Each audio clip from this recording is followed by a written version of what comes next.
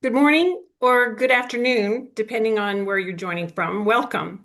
I'm Julie Dill, board member and Houston Programming Co-Chair for the NACD Texas Tri-Cities chapter, and I'm pleased to moderate today's timely discussion, Conflict in the Crosshairs, Board Oversight Amid the U.S.-Iran War. So I'm just going to open it up to all of you and go whichever way you want, but I'd like to start by asking each of you to share your thoughts on the biggest thing you think it is that boards and management teams may be underestimating right now about the conflict and its business implications.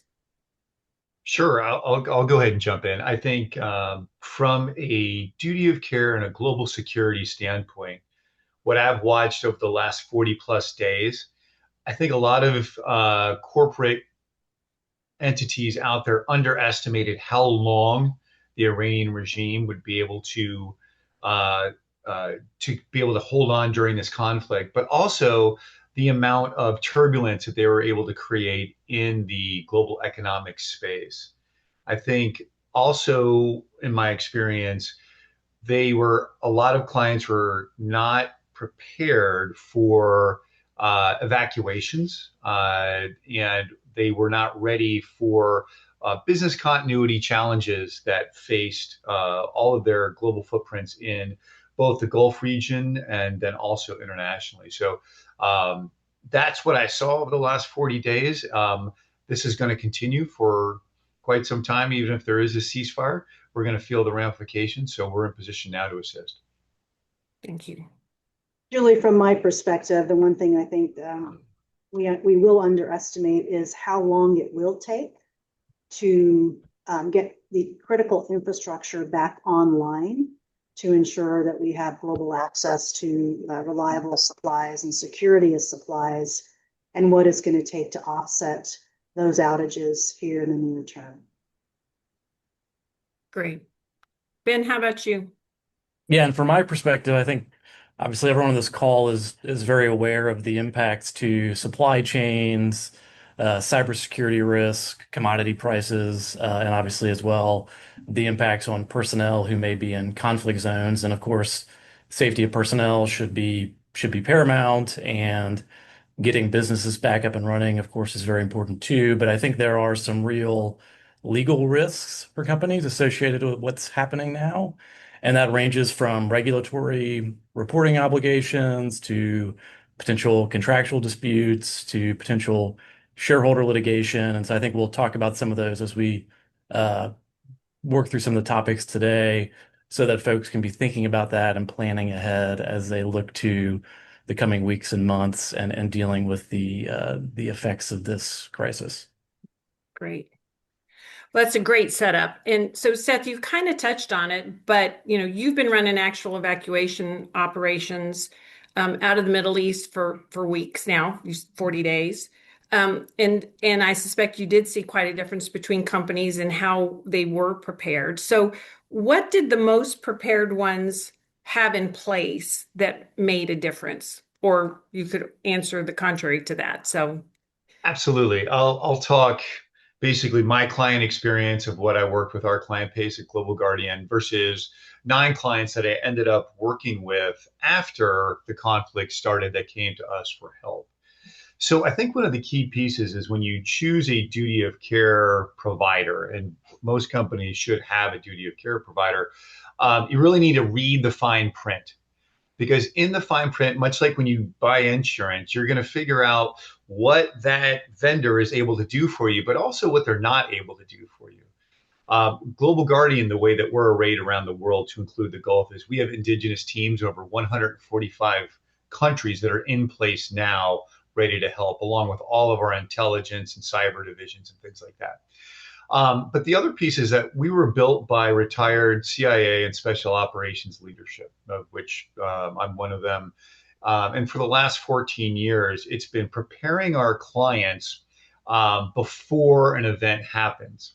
So in this particular case, for our clients that were prepared, the best practices, the 6 to 7 week lead up, as we saw the US and military begin to coalesce and build forces in the region, it became very clear to me that when you dress up for the dance and you go to the dance hall, in my 28 years as a Green Beret, you're going to dance. So there was going to be a fight unless Iran was going to back down.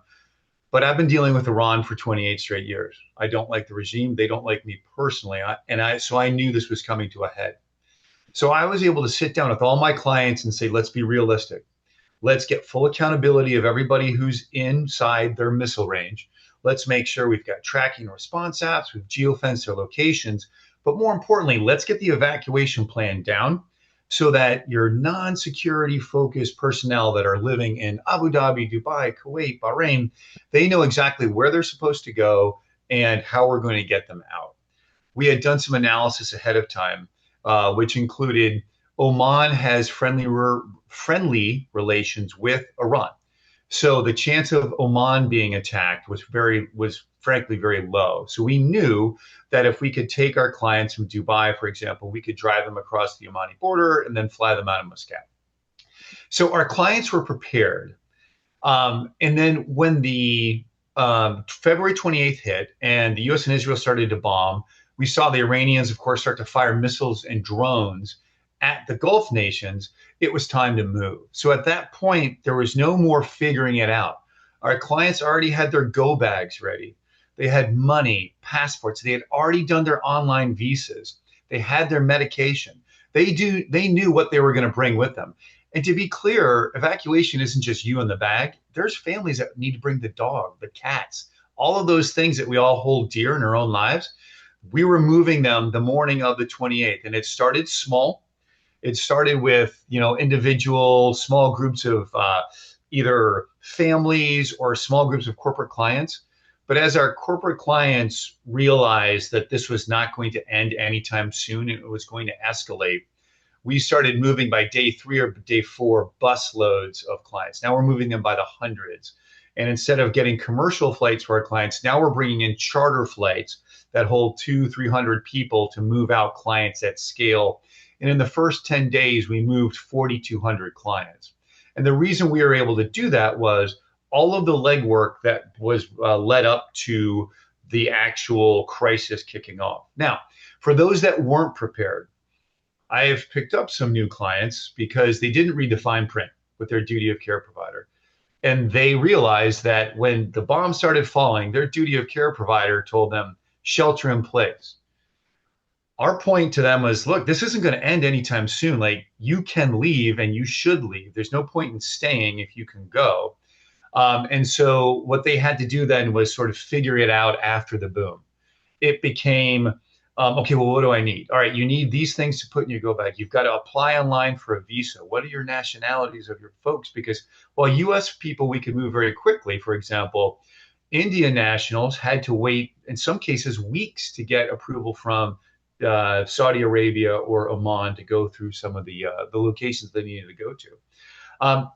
So what happened was we were able to help sort of those non-client, unprepared folks, but you're trying to figure it out under duress when families are scared, when employees are concerned, when businesses don't have a plan for their business continuity.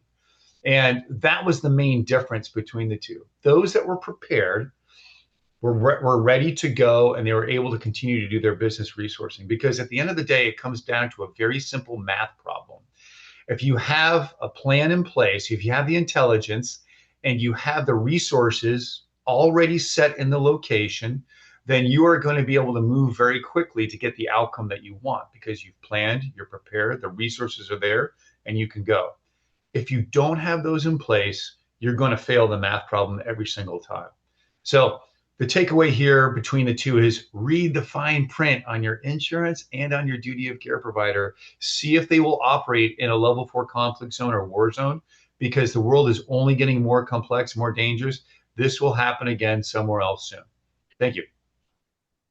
That's great. Very, very informative. Thank you, Seth. So, Ben, let me turn to you.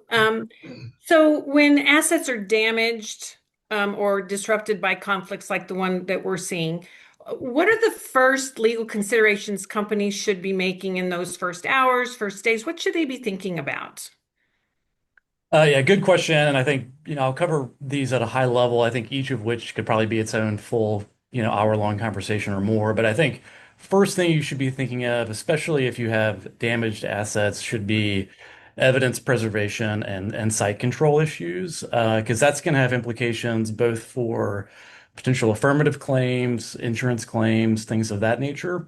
But also, if you are in a situation where you may have defensive claims, where you may be getting sued or have a risk of being sued by potentially people who were injured in an event, or potentially, commercial claims related to inability to perform, you're going to want to make sure that your evidence is preserved, and that needs to happen from the very beginning of an event. And that's going to cover everything from physical evidence, of course, to electronic data, emails, text messages, Teams messages, all of that stuff needs to be preserved. Employee information, so you need to be talking to your folks to figure out who, you know, was there, saw things, knows things, making sure you're documenting that information. And also looking at third parties. Do you have contractors at the site who are going to need to get information from? Do you have process data that needs to be maintained? Turning off auto delete, things of that nature. So that all needs to be kind of happening, and hopefully part of a plan that you already have in place that can then be implemented when an event occurs. Another kind of separate thing to be thinking about are your contractual obligations. Obviously, everyone on this call works at a company who I'm sure has, relationships with other companies and has obligations to supply a service, supply a product. And is this incident going to impact your ability to do that because perhaps you've lost access to a critical component of your manufacturing process, or there is a supply chain interruption based on what's occurred? And so in that situation, you should be looking at your contracts to understand, are there notices that need to be provided to your customers in a timely fashion, and then also looking at potential force majeure rights that you may have. So force majeure is a common thing that you see in a contract that's going to allocate risk whenever one of the parties cannot perform. And so hopefully, as part of your planning for incidents, you have in place a process whereby the right folks in your legal team are looking at that to assess, is this a scenario where we have an ability to claim force majeure? And if so, what kind of notices do we need to be providing to our customers in this situation? And as you would expect, and if anyone has looked at those force majeure provisions, acts of war are almost always listed, right, in force majeure. So certainly if you have a facility that's been physically impacted and you can't do some process that you would typically do, that, you're in pretty firm territory there. But I think the trickier piece here is sort of, for example, commodity price issues.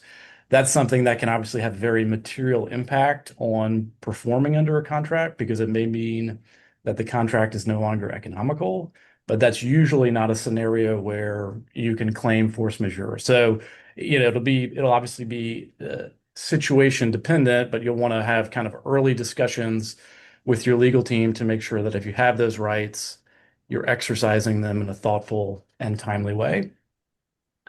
And kind of separate, but on a similar track, another notice issue to be thinking about is your insurance carriers. If you work at a large enough organization, you're probably going to have an insurance team or function, and hopefully they can handle that reporting for you. Look at the various insurance programs you have, identify which carriers need to be put on notice based on the circumstances.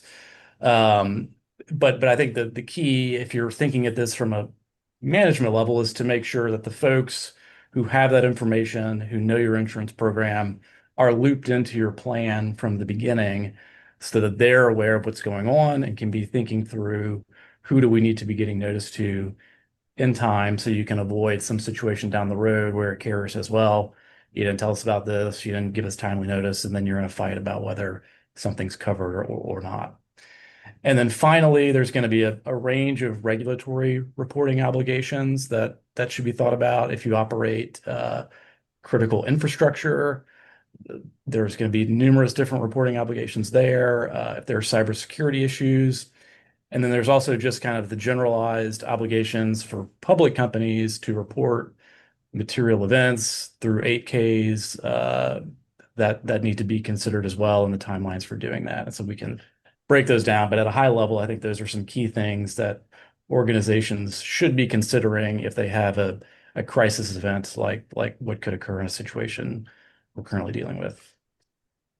Yeah, all important considerations. So, you talk about these responsibilities, and so I'm just curious, what documentation or evidence preservation measures should companies be taking early on when faced with significant conflicts like the one we have? Again, to help support all of those communications that you were just referencing. Sure. So I think it'll depend on the nature of the event, obviously, and it's also going to depend on where your assets are. So if to give an example, let's say you have assets in the US that have been impacted by like a cyber attack, right? Which there's been reports of attempts of doing that from Iranian aligned actors. So in that situation, you may need to coordinate with US regulatory authorities on what documentation needs to be maintained. And if you're in another jurisdiction, hopefully your personnel who are in that location and familiar with the jurisdiction can know whether or not there are similar regulatory programs that need to be involved in the evidence preservation process. And if there needs to be some kind of formalized agreement with those regulatory agencies as to the information that's going to be maintained and how it's going to be maintained. Another thing we talked about is physical assets. So this would come into play more in a situation where you have, physical damage to an asset and you need to document what happened there. And so one thing you should be looking at is whether or not you need to have an evidence custodian. So there are numerous companies that specialize in that. And if you have an incident of any size or complexity, that's certainly something you should be considering and bringing on, because they can then sort of take that piece. I mean, you as a business leader obviously are going to have all these things to consider, and that's a nice thing to have is bring in an evidence custodian who can help you document the scene, identify the key pieces of evidence. If there's going to need to be an investigation as to exactly what happened, they can help start mapping that out to say these are the pieces of the equipment we're going to need to make that analysis. They can do the right documentation so that down the road that information is available, and they can help you sort of store that evidence and that information in a way that allows you to use it as needed in future regulatory proceedings or other legal proceedings. Another big category is going to be electronic data. And I mentioned this briefly before, but that will cover all the things you would typically expect, emails, of course, but that's much broader now. Most companies obviously use Teams or Zoom, other chat functions. All of that needs to be preserved. Text messages for sure. That is now incredibly common in every case, right? Agencies want to see text messages. If you're in litigation, the other side will certainly want to see that stuff. So all of that needs to be preserved. But you also need to be thinking about process data. So if you have SCADA data or other types of data associated with the activity that was functioning at the site, and that may be relevant to the event, that sort of information needs to be preserved as well. And for those, you want to be careful because some of those systems have quicker triggers on overwriting the data. And so you want to make sure you're implementing your procedures quickly to ensure that stuff is being maintained. And as for things like emails, communications, getting out timely hold notices to relevant personnel to make sure they know that they individually have obligations to maintain information, to not delete emails, not delete texts. And again, obviously we want our employees to comply with that, but also from a organizational standpoint, that allows you to show that you're exercising the right level of care and the right level of diligence in dealing with this sort of incident. You also want to talk to your people, right? There may be folks who were at the location where an event occurred. They were involved in operating the asset.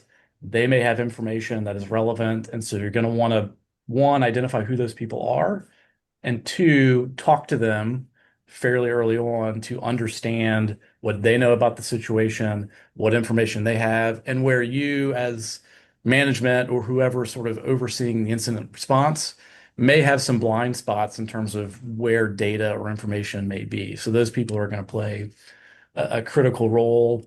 Third parties as well, we mentioned that before. And then the other kind of overlay to all this, I think, is coordination with legal counsel and making decisions on how much of these activities are going to be done through a privileged function versus how much of it is going to be done through a typical, kind of incident response process. And there are many, many considerations that go into making that decision. And there's no sort of one size fits all. And there may be different aspects of a response that you want to run through an operational lens, others through a legal lens. But I think the key from a planning standpoint is to make sure that your incident response plans have in place the right steps to ensure that legal is involved early on so that management and legal can be making informed decisions about how these different work streams should be run to best set your organization up to deal with responding to the incident, addressing regulatory obligations, and addressing potential legal claims down the road. Wow, all really important reminders. So thank you, Ben. That was excellent. You mentioned SCADA systems, and so I'm going to pivot a little bit to the operational side of things and turn to Tina, who again works for TC Energy, and your CEO has been very public with his comments that the conflict is providing a catalyst for North American LNG exports. With your responsibilities at TC Energy, you kind of sit at the intersection of the crisis with our energy response to it. So from an operational standpoint, how quickly can North American pipelines and LNG infrastructure realistically respond? Julie, it's so interesting because natural gas used to be primarily a regional commodity, and LNG has made natural gas truly global. And the current geopolitics is really pushing countries to look towards more stable, reliable, diversified supply. And that's one reason why our North American integrated energy systems are such a strategic advantage, because we have abundant natural gas resources here in North America. We have highly interconnected infrastructure that really helps provide stability when global markets are volatile. North American natural gas exports averaged about 17 BCF per day in 2025. And prior to the recent conflict, they were forecasted to grow to about 41 BCF by 2035.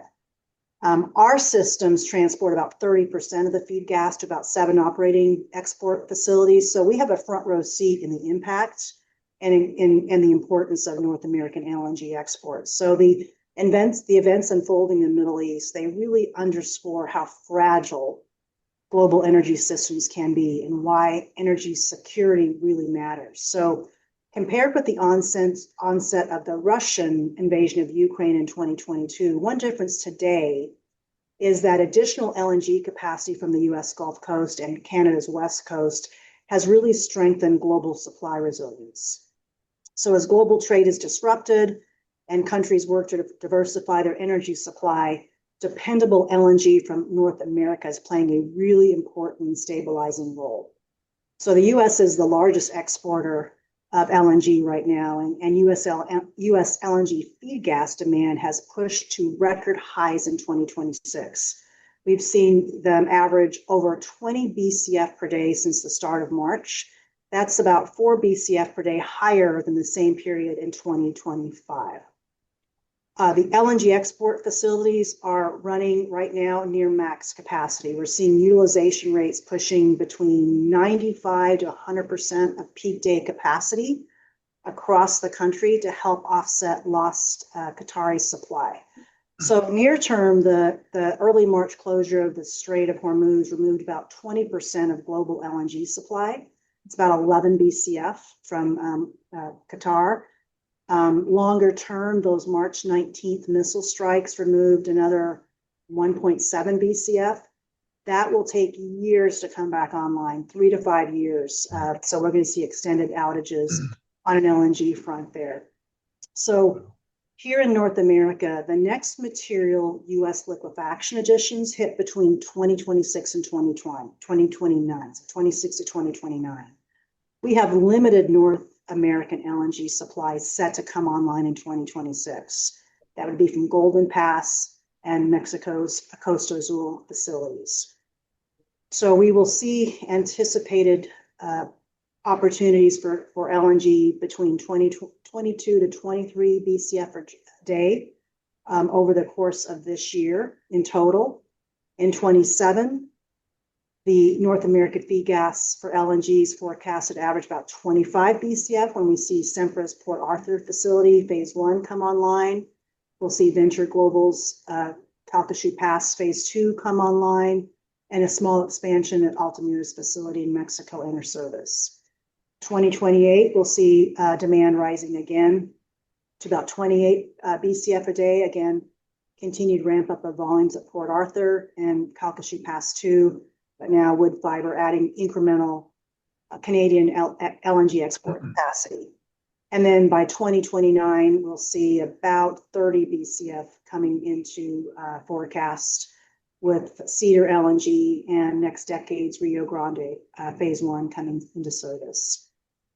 So unfortunately, it's going to take quite some time to bring on a lot more LNG for 2026. Again, small volumes coming on, ramping up through 2029. But our leadership in LNG exports is really structurally tied to natural gas pipeline reliability, supply basin connectivity, and execution risk. So it's not just liquefaction assets coming into service. And pipeline completion timing is critical path for those LNG export projects. And the key variable for that timing is permitting. So we have to have clearer, more predictable timelines to allow us to move forward with additional large-scale investments to serve those advancing LNG export facilities. And as a company and as an industry, we are actively advocating for permitting reform and judicial reform so we can get that natural gas to market more predictably, more timely. And the good news, currently we have an administration that's very focused on energy reliability, affordability, and security, that are working to remove some of those unnecessary obstacles and hurdles to create an environment where critical infrastructure can get built here. So LNG is going to remain a critical part of the energy mix for decades, and that really underscores the importance of investing in infrastructure to deliver it safely and reliably. Great. Yeah, I was going to ask you, if it was permitting or judicial or capital allocation, but it sounds like the permitting and judicial. Again, I know the industry is working very hard to eliminate that. That's really great color in terms of the opportunities and the effects that we're going to have. So thank you, Tina. I'm going to pivot because I think, Ben, you mentioned something earlier on about cyber, and clearly with Iran being a threat actor. Seth, I'm going to come back to you. I believe you've said publicly that cyber is integrated into all aspects of security and that companies underestimate their vulnerability on the cyber side relative to physical risk. So in the context of this conflict, what does that mean for a company that has no physical assets in the Middle East, but has vendors, partners, or customers that do? And what would an Iranian cyber operation targeting Western energy infrastructure look like? And would most companies recognize it before it caused damage? That's like a lot of questions all at once. But there's a lot of questions. I'm going to do my best to wade through them all. I think the number one realization for anyone in the corporate space is that U.S. businesses, and think of that public-facing executives, are now targets. And that's been one of the big changes that we've seen probably over the last 5 to 10 years, whether it's on the cyber side or really in the last year or two, the targeting of physically CEOs and other executives. So once you recognize that you are a fair game in this sort of modern war that we're in now, where the conflicts just keep rolling throughout the globe, then you can take those steps to protect yourself. In the case of Iran, probably about 2 weeks ago, IRGC came out and said, hey, we are going to target 18 specific U.S. companies. And they came out in public and said, you are now on our targeting list. 17 of those 18 were, frankly, our top tech companies. And then JP Morgan Chase got unceremoniously thrown on there as well. And the reason Iran fights in this case, because they have to fight us asymmetrically. They can't go toe to toe with our military. The reality is nobody really out there can.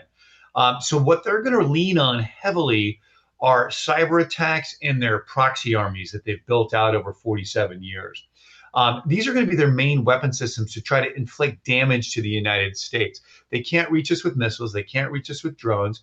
Yes, they can target some of our bases and some of our other assets in the region. But the reality is, if they want to do parity strikes, we strike their infrastructure, the easiest way for them to attack the United States mainland is to attack us via cyber. And so here's what their strategy looks like. First is disruption. Can I disrupt a US company? Can I get in there and wipe out all of their important information, their intellectual property, things they need for that company to be successful? Or can I create outages? Can I absolutely shut down the services they're providing? Can all of a sudden I swipe my credit card, it won't work? The other piece they do is they lean forward and they go, hey, am I able to do a successful phishing attack to pre-position my attack for later? They're doing that as we speak, and they've already done it. And probably a lot of the people that are on this call, Iran has already pre-positioned some sort of agent inside of your system, or has attempted to. They're going to look at critical infrastructure targeting. And this is really key. Think water sectors, energy sectors. Those are on the top of their targeting list when they look at their cyber attacks. And then what they're going to do is they're going to try to complicate the space. They're going to have proxies or hacktivists take credit for the attack, when in reality it was a nation state, Iranian, cyber dens that were out there, their bot farms and all of their nefarious actors that are using hacktivists or proxies to basically be the face of what they're doing. And make no mistake, this is all coordinated. This isn't just a single strike that's out there. They're doing this in concert with their proxy forces, with their disinformation campaigns to try to create as much turbulence as they can. Okay, so what have they done so far? Because make no mistake, Iran is conducting cyber attacks right now against U.S. businesses. They have been, and they're going to continue to into the undetermined future. So we can think of Stryker that does all the medical support to hospitals, whether it's beds, whether it's systems. They were a victim of a very large-scale Iranian cyber attack that created disruption within their services to be able to support the medical industry. We continue to see critical infrastructure attack after attack, oil pipelines, water networks, and they are already inside of U.S. networks, and they're continuing to build out into those. And think about it from their perspective. For the last, say, 40 years, or really, say, 20, it's been espionage. Hey, what can we steal from the United States? What can we learn? What can we reproduce? Now it's in this disruption phase. And then the reality is, if they were in charge and they could really create something today, it would then have some sort of potential physical impact to create an explosion in the United States, to create some sort of havoc or crisis on the ground. That's what they're working towards. So all of that cyber work is now also in concert with all of their proxy armies, whether it's the Hamas, Hezbollah, the Houthis, who have been very quiet, but they're still in play and really represent one of the biggest risks that's still out there that hasn't been activated yet. And on top of all of their military strikes that they're capable of doing. So it's all working in concert together, but cyber is one of their core pillars. And frankly, they can attack you, and they have been attacking us now for many, many decades. Okay, I'm reasonably frightened. So thanks for that. And in case you're not following the chat, Jen Cox did mention in the chat that NACD is releasing their updated cyber handbook today. So just keep that in mind. Tina, I'm going to come to you because, from your perspective on the cyber front, what should boards of pipelines and midstream companies be asking their management teams right now when it comes to both the physical and the cybersecurity of our North American pipeline assets? Really, the starting point today is really recognizing that physical and cybersecurity are no longer separate conversations. They have converging risks to critical infrastructure. So that first question I believe boards should be asking is about threat awareness and prioritization. So what threats, cyber, physical, or hybrid, are we actually planning against? So federal agencies and industry groups have made it very clear that pipelines are attractive targets for nation states, criminals, and domestic extremists, and that those threats are evolving in both the cyber and physical domains. Second is, who owns governance and accountability? Who owns security at the enterprise level? And how often does this come to the board? And do the directors have visibility into those leading indicators and not just compliance reports? We're seeing that regulators are increasingly expecting cybersecurity to be managed at an enterprise level, and as an enterprise risk and not an IT issue. Third, I look at how segregated and protected are OT and SCADA systems. So OT, operational technologies, the hardware and software that directly monitor and control the physical equipment, and the SCADA systems monitor and control operations, usually across a wide geographic area. How confident are we that an intrusion couldn't cascade into a physical shutdown? So there's federal initiatives led by CISA and TSA that continue to highlight those vulnerabilities in pipeline control systems and the need for continuing testing and mitigation.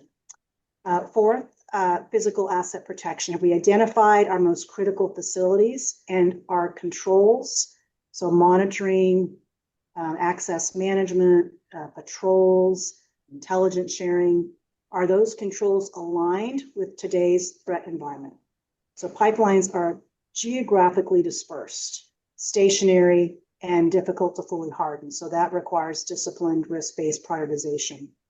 Fifth is, have we stress tested incident readiness? We stress tested cyber and physical incident response with realistic scenarios, including coordination with government agencies. We run a lot of what if scenarios. We have people constantly working to try to infiltrate our systems that work for us. And we have the other side of that equation, stopping them from infiltrating. So how are you coordinating that? How are you developing realistic scenarios to understand whether you're incident ready? And so I think the bottom line is really that security isn't about preventing every incident. It's about ensuring the company can detect, can contain, can recover, and continue operating in an environment where pipelines are recognized as critical national infrastructure. We have to move from checking the box to really testing resilience.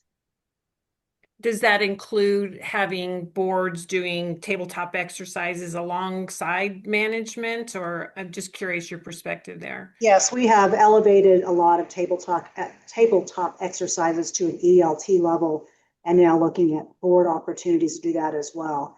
We've also looked into peek under the curtain related to how these blue team, red teams work behind the scenes to test all the resiliencies of our systems. Great. Thank you. I'm going to pivot again to, we had mentioned duty of care a couple of times early on. So Seth, let me come back to you.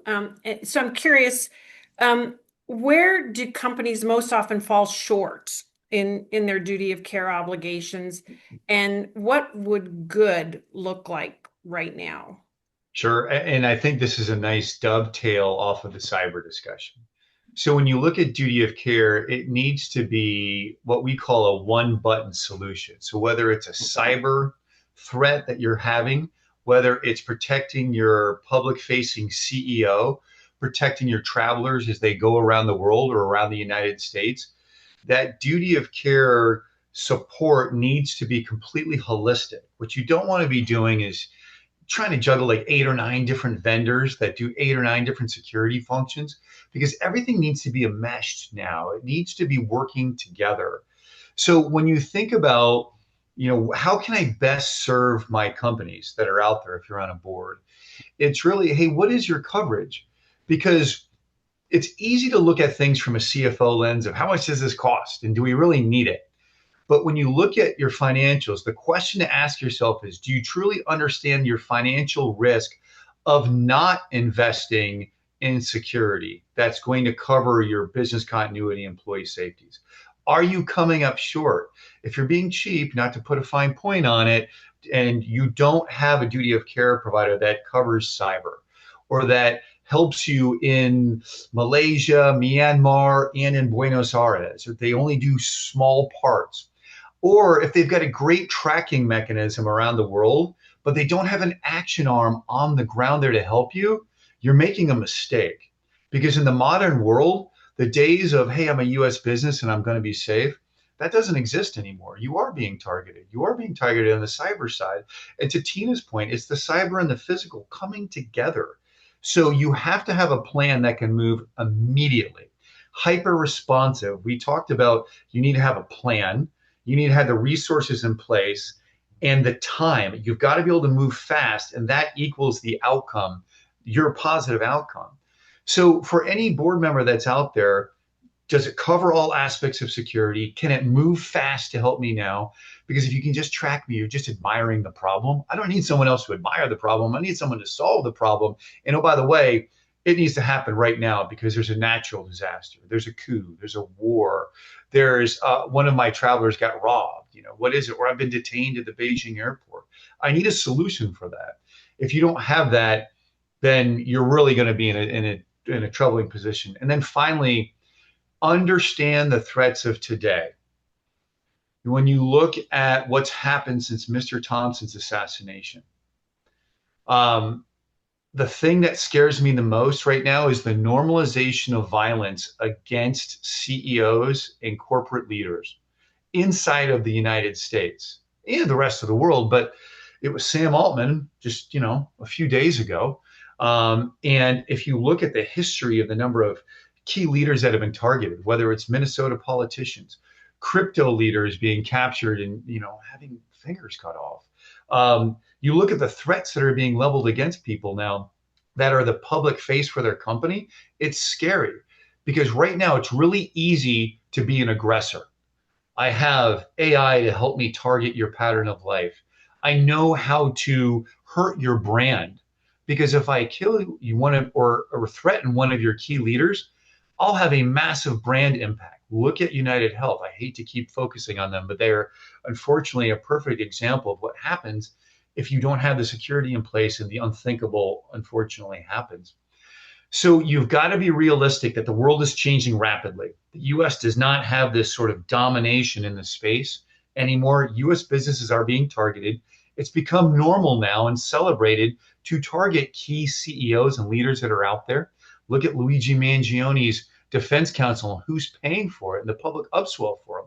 This is abhorrent. Nobody did that for the Unabomber. Ted Kaczynski, when he was drug out, nobody got together and said, Ted had some big ideas. Maybe we should support him. That didn't exist, but it exists now, and we're seeing it more and more. This guy that tried to damage or kill Sam Altman, he called it Luigiing a whole list of tech leaders and AI leaders that he had in his target list. This is going to happen more and more and more. My basic question to every board member is this: how are you protecting your key corporate leaders? Do you have that mix of cyber, of asset security, of physical security? And are they working together? Because the speed of the threat now requires you to have a duty of care provider that does all of those things. And that's what that's what we do for our clients now, because it's what the world demands. It's not a nice to have, it's a gotta have. Yeah. Ben, directors, have that personal exposure as well when companies fail to meet their duty of care for employees. And so what does adequate board oversight really look like in a way that would hold up to scrutiny from your perspective? Yeah, good question. I think what that looks like, I think, is a lot of the things that we just heard from Tina and Seth. And so, yeah, you're right. Board directors owe duties of care and duties of loyalty to their companies. Care is really the one we're focused on here, and that's sometimes referred to as care mark duties. That's the case that articulated those. And basically, to kind of put what Tina and Seth were saying in a legal framework, what you're going to need to show that you exercise your duty of care is that as a board, you made good faith efforts to put in place board level systems to monitor and identify and report on significant risks. You're going to have to show that you actually then did that. You didn't just put it in place and let it sit there. You're going to have to show that you're actually implementing the systems that you and management put in place to identify those risks. And then in addition to that, you're going to have to show that when the board is made aware of a red flag or an issue, that there was an adequate investigation or analysis into that issue such that you can justify whatever decision is ultimately made by the board as to how to handle that issue. And so that's the basic legal framework that's going to apply to any sort of, case against board members for their decisions on a board, and it's going to apply in these situations too. And so as long as you can show those things that you've identified key institutional risks, and that needs to be an evolving thing to Seth's point. It can't be the risks the company had 10 years ago or even 5 years ago. That needs to be an ongoing evolution to make sure you're showing that you're being responsive to current geopolitical issues and how those may impact your enterprise. As long as you're identifying those, you're putting in place adequate measures to identify and assess those risks, and then you're addressing them. And from a documentation standpoint, your minutes reflect that you're doing these things and that you've been considered and how you are thinking about responding to them. Those are the elements that are going to allow you to get in what's called the business judgment rule. And when you're in that framework, at a basic level, a court is going to defer to the decisions that the board makes under the theory that the board, put in place a reasonable framework, and the court is not going to second guess business judgment decisions that are made by the board. But you have to have that framework in place in order to get to that more favorable outcome. And the framework is the stuff that we heard from Tina and from Seth. And then the other piece to that kind of is related, less so on sort of an individual board member exposure level, but certainly relevant, is kind of a securities litigation risk. And this is more of a risk for public companies, obviously. But we see a lot of event-driven securities litigation where some circumstance happens, that circumstance causes a negative impact for enterprise, causes a drop in the stock price, and then plaintiff side securities litigation lawyers are then going to be combing through your disclosures and things like that to identify some risk factor, some statement that they're going to say, oh, you underestimated the impact of this event on your company. And in fact, that happened with the war in Ukraine just a couple of years ago. There were examples of that where shareholder litigation was initiated against companies who, the argument was didn't properly disclose that risk. And so I think that's another piece, again, less so on the individual board member level, but if you're looking at sort of enterprise risk, there needs to be kind of a continued review and assessment of those disclosures and the risk factors that you're identifying to make sure that they're not just kind of a stock, oh, we don't know what's going to happen in the future. You got to make sure that they're targeted and they focus on what's actually happening that's going to impact your company today, so that you have those things in place in the event there is some event outside your control, but that does have an impact on your operations. Yeah, it's really easy to fall into that. Just wrote, we've had all these risks forever listed on the 10K, but it Right. is really important to make sure that we're looking at all those. Thank you, Ben. Sure. So Tina, I'm going to turn to you. You sit on the board of UGI, and that's both the domestic and an international distributor and marketer of energy products and services. So putting your board hat on now, what questions should directors be asking management teams right now about optionality, resilience, security, capital allocation? What are the right questions we should be asking? This conflict really highlights the types of questions I think we need to spend more time asking of management. And I think the most important question right now isn't whether geopolitics matter, it's whether the organization is built for a world where disruption is persistent and not episodic. So I think the questions directors should be asking fall into a few different buckets. First is, where are we structurally exposed by geography, by corridor, by counterparty, or by regulation? And do we really understand how that exposure flows through earnings, through cash flow? and customer affordability under stress. Second, how diversified are the supply chains and logistics? So if a corridor closes and sanctions tighten or markets fragment, how quickly can we reroute supply? We have to draw on storage. We have to shift our sourcing. So cost efficiency really matters, but resilience is now a competitive advantage. And third, I think about, are we keeping pace with those rapidly changing sanctions, trade policy, energy security regulations across jurisdictions?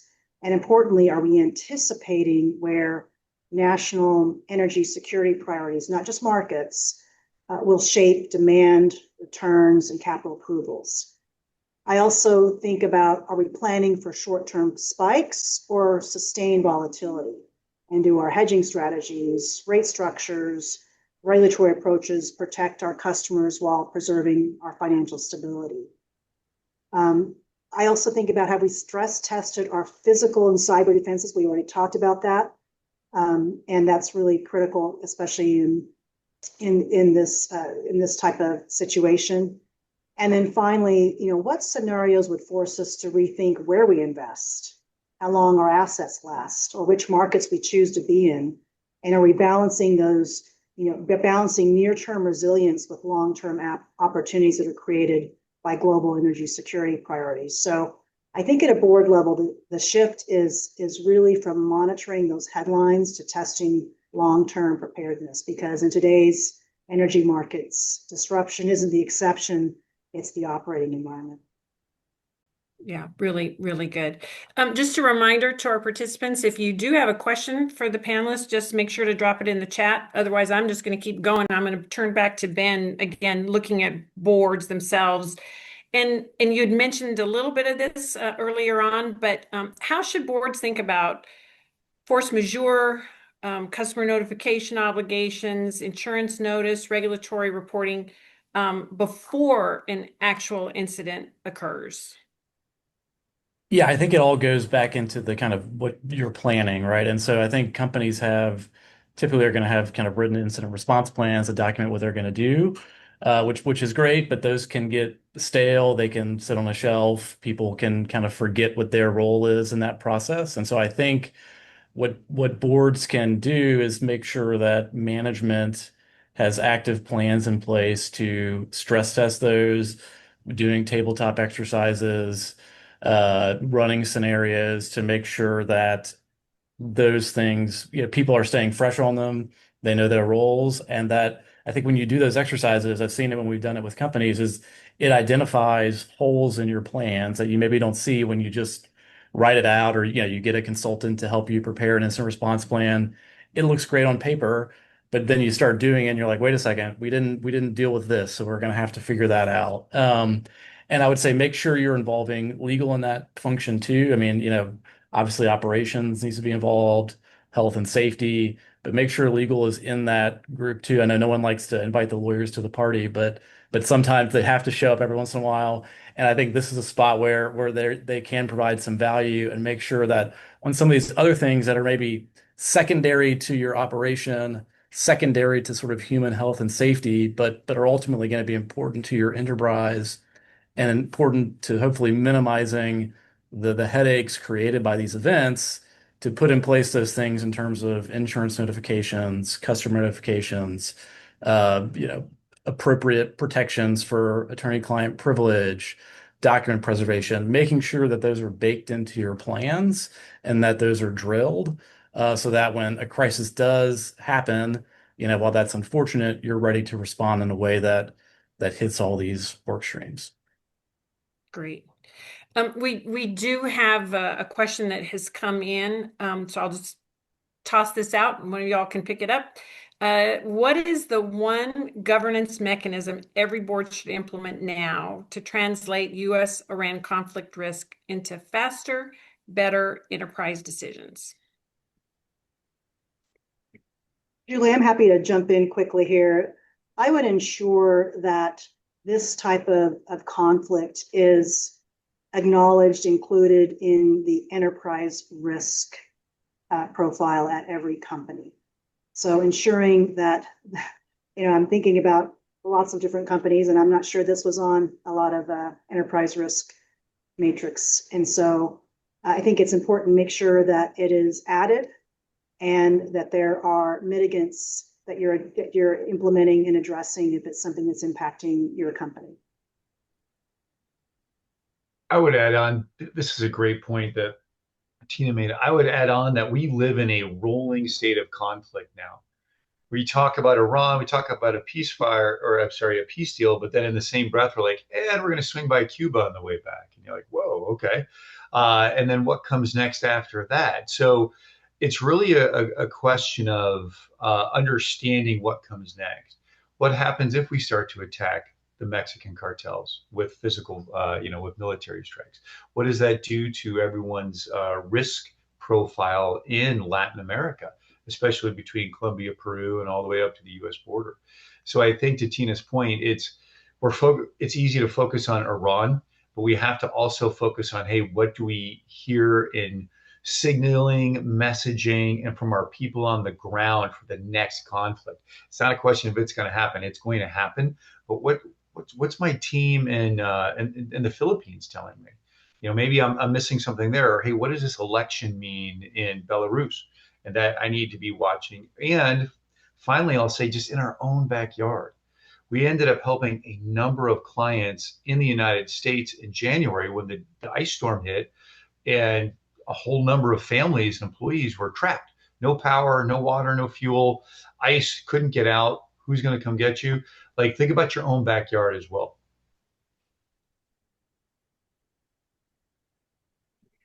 We do have another question that came in, and we may have touched on this, but I don't want to ignore this. What are the best questions to ask management, and what advice should we give them to handle a crisis when operational and financial impacts are immediate, but response plans are longer term? I would ask, when's the last time you did a crisis management exercise, and who's on the teams, right? Is it a cut across the entire company? And then is security and safety, is that a primary role or a secondary role? Ben and Tina both hit on this. Is it somebody's second responsibility that they kind of are aware that they have, but they haven't exercised it? So if I know the last time you've exercised a crisis management, and I know that it's touched all aspects of your company, and did you pull your vendors into it as well that are going to be part of the crisis mitigation, then I know that at least you've exercised the systems and processes. So no matter what the crisis is, it could be a disease, could be a wildfire, could be weather related, could be a war. I know the system and process at least we've used the muscles recently, and people at least are aware of what their jobs are, what went well, and frankly, what didn't. If they haven't done a crisis management exercise recently, or if it doesn't cross the entire company, and if it doesn't bring in all their vendors, you're likely not ready for what's coming next. Yeah, I would echo that. I think the tabletop exercise is kind of the right mechanism to ask the questions, because you just say, okay, this happens. What do you do next, right? And then see how management responds to that in terms of who's going to be notified. How do we loop in the right folks? What's our process for, communicating with employees? All those things, right? And that those questions, an example, I think, is going to help to prompt better questions and better analysis as to whether management and your organization are prepared to deal with something, rather than sort of just in the abstract, oh, do we have an incident response plan? Oh, yeah, we do. It's 100 pages long. We've got all these different scenarios. Oh, okay, great. But then ask the tough question. Okay, let's say this happens. What do you do next? And I think that's where you're going to see, is your organization prepared, or are there maybe some breakdowns that need to be worked through as part of this process? It's great. I've got one more question on the chat, then I've got another one, and then we'll need to wrap up, which is unfortunate because I'm loving the conversation. But the question that came in is, how should the board think about balancing a rigorous governance framework, which can take time to build, with the need to remain agile and make timely decisions in an environment that is changing ever more rapidly, sometimes daily or even hourly, especially when the events are unexpected? So what's that? How do you balance that? I think it's the flexibility of your support that's there. This is a really tough question because it's, hey, how do we adapt to the modern, complex, dynamic, and frankly, turbulent and violent world? It comes back to if you try to prepare for every single thing out there, it's likely you're not going to be ready, right? You're never going to get specifically where you need to go. But is the system and process that we have in place agile? Is it adaptable? Are we able to surge and move? Because the reality is, you should travel and go see the world. You should expand your business, right? You shouldn't live in a world of fear. Like that's the last thing you want. I know we've been talking about a lot of scary things today.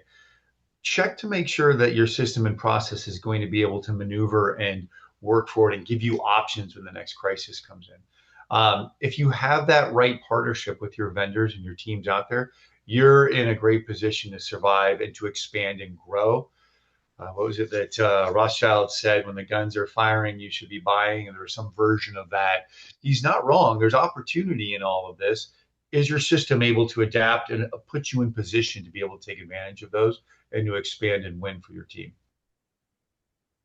The one thing I would also add is when you think about how quickly decisions have to be made in that type of a changing, very rapidly changing environment, is being clear who has that decision and making sure that they're empowered to make those decisions. Otherwise, you're going to get bogged down into delays and checking every box. So clarity of who has the decision rights, it can quickly turn around rapid impacts.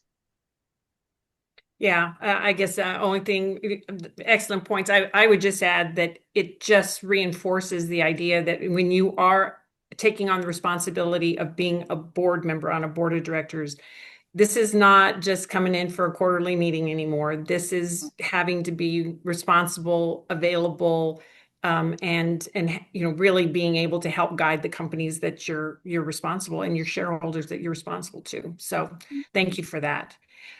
We're coming towards the end of our time, so I wanted to ask one more question to all of you. So if you were advising a board this week, what's the one question directors should be asking management immediately after this program? Just kind of what is our key takeaway? What should directors be really focused on immediately? So my number one question would be very basic, especially if you have business interests in the Gulf. Hey, how did that go? Were we proactive and ready and resourced and be able to respond to our teammates in a hyper responsive way? Or were we not? And if you weren't, you need to go back and do a after action review, figure out what didn't work and cut it away as quickly as possible, and figure out what did work and put it into place. We have to be honest with ourselves. Don't miss the opportunity to learn from the friction that happens here. And if you didn't have business interests in the region and you weren't on the front line of having to respond and support, put yourself in the shoes of, if, let's say you did, and then go back and read your fine print on your insurance and on your duty of care provider. You might not have been in the crosshairs this time, but the law of averages and the inertia of the chaos of the world as it's going forward would suggest that you're going to be in it soon enough. Make sure you've got that agile support network in place so that you can make the right decisions, respond, and then be in a position to take advantage of opportunities should you find yourself in those positions. And if I can be of service, of course, always let me know if I can help. Thanks. Yeah, and I would say, oh, go ahead, Tina. I would say, similar to how Seth outlined it, how did that impact us? Were we prepared? If not, how are we going to be prepared going forward? And importantly, are we evaluating the risks more broadly? Because this is going to continue to move in different areas, different conflict zones, different places. And so are we thinking about this broadly enough from an enterprise risk perspective that can capture this type of disruption to the point where we are able to be very proactive when something like this does occur? That's great. Yeah, totally agree with that. A couple other things to add is sort of asking management, are they thinking about how this conflict or similar ones could impact US-based assets through cyber or other issues? Because I think that's a point that is sometimes potentially overlooked. And then also, if you're a public company, asking management, have we looked at our disclosures and thought about how those may need to be updated or modified to address things like this? Great.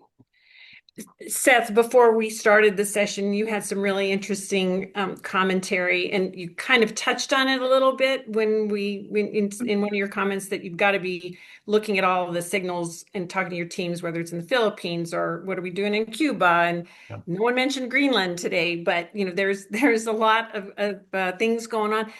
And I thought an important point that you made was about that we might this conflict has been going on for 47 years, and it's not going to end in 2 weeks.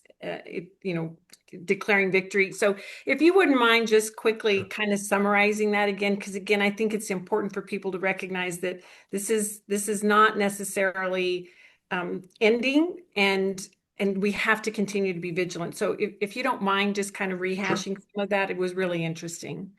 So, in my almost 3 decades of dealing with Iran, my assessment is that we are at halftime right now with this conflict. Anyone who's claiming victory right now is coming out of the locker room at halftime saying we won the game, and we all know that that isn't what works. Look at Iran before the war. Iran had failing power infrastructure. Last summer, they had 12 to 18-hour rolling brownouts in most of their major cities. They almost ran out of water, something we haven't seen in modern history for any capital or country to literally go to zero on water. And we're animals, like just like on the Serengeti. If there's no water here, like you have to move 93 million people away somewhere where there is water. And their economy was in complete collapse in January, which is why the people rose up and then were subsequently put under a horrible oppressive boot at the tune of 10 to 40,000 Iranian people killed.